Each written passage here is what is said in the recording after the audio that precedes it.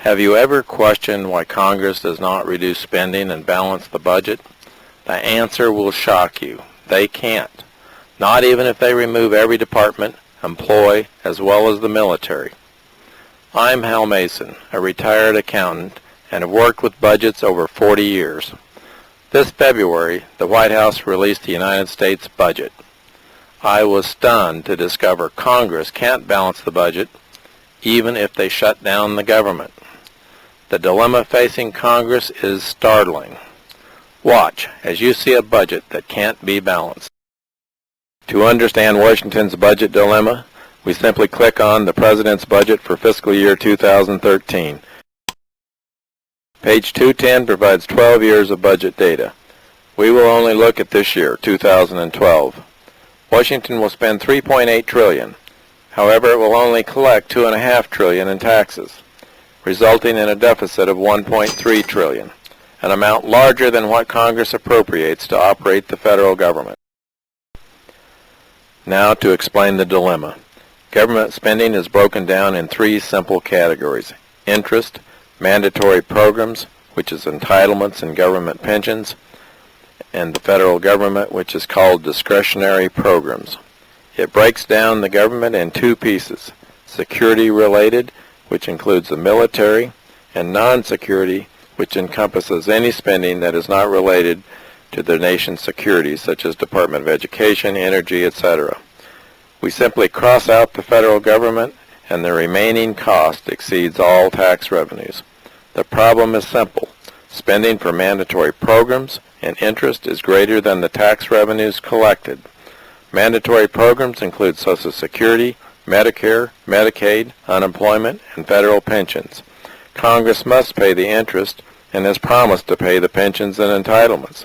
So the dilemma they face is that after the checks are processed for mandatory programs and interest, there isn't $1 left to fund the military or any federal employee, department, or office.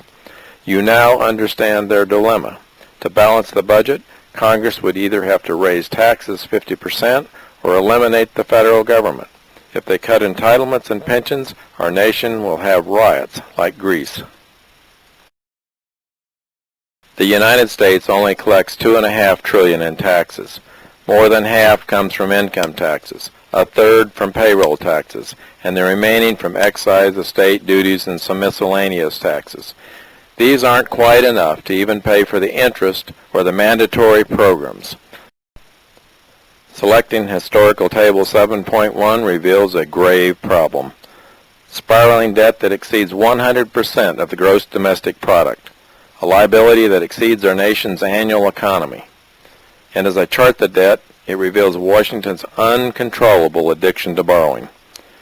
The budget projects this year over $16 trillion debt and $26 trillion this decade, soaring debt that has the United States on a path identical to Greece.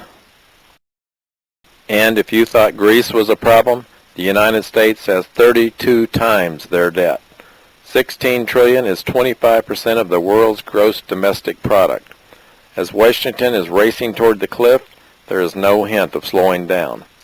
And for the first time in our history, the United States has lost its AAA rating on its Treasury debt.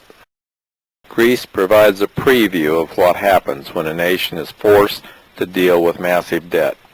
Greece recently was downgraded to the lowest rating on the scale. Investors lost 70% in the recent European bailout, and the bailout of bonds are now rated as junk bonds. The question is not if, but when the United States will collapse from the weight of the soaring debt. And we need to ask, what are we paying these Washington intellects to do? They have no approved budget, they borrow every dollar to operate, and they estimate debt will soar to $26 trillion. Instead of solving the crisis, they raise the debt ceiling.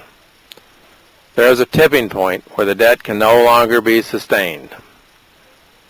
So our nation can either get involved or be buried in the ashes. So you ask, what can be done to correct this crisis? The answer is painful. First, Washington must admit the problem. Second, It must explain the problem to everyone. And third, we must face the pain of fixing the problem. It won't be solved by arguing over who pays the highest fares on the sinking Titanic. Everyone is going to feel the pain, as the United States must cut into entitlements, pensions, government spending, as well as get a fair tax code that doesn't cripple the economy. Everyone must vote for representatives who will focus on the financial solvency of the United States. If not, we will all go down with the ship.